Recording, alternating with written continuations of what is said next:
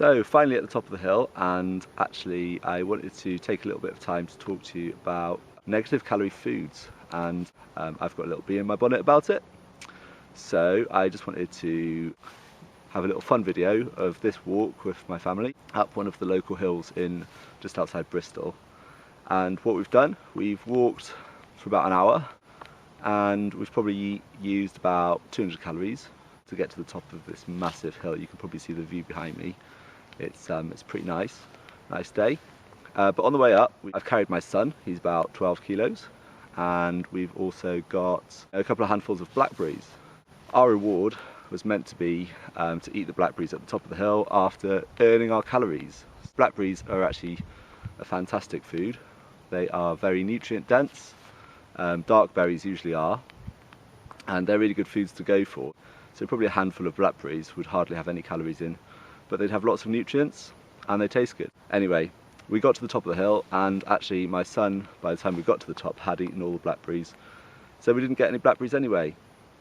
But the point is, we used maybe 200 calories to walk up here. You know, it's quite a big hill, and by not eating any food, we probably created a calorie deficit of 200 calories. So, but had we eaten the blackberries, imagine we ate 30 or maybe 50 calories worth of blackberries, that would have still resulted in a calorie deficit. So in this case, after walking for an hour, we might well have a negative calorie food, which actually uses more calories to find it, to forage for it, and to eat it than it does than you get from actually consuming the food. The thing with the celebrity trainers and the sort of the advice that's out there was that negative calorie foods are just abundant in your fridge, really. So, like for example, celery. If you eat celery, they were claiming that it's a negative calorie food, and it uses more calories to digest celery than it does to eat it. But actually, the least efficient food is protein, and even that is only about 30% inefficient. In order to eat a negative calorie food and not do any exercise or not expend any calories, you would actually have to have a food that was over 100% inefficient, which just doesn't exist. And then on top of that, probably with celery, you probably put oil on it, or dressing, or dip it in maybe hummus or something like that.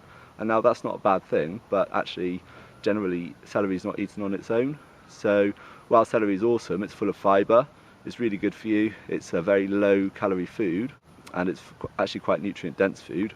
It's a great food to eat, but I don't think that saying that it's a negative calorie food is correct. So if you want a negative calorie food, go and forage for it, walk 10 miles or 5 miles, pick some blackberries or any other foods that are out and about at different seasons. If weight loss is one of your goals, it's a great way of actually using a few calories in order to get your food and create a calorie deficit. If that helped, I hope it did, just let me know and get in touch if you want more advice. Alright, have a great day.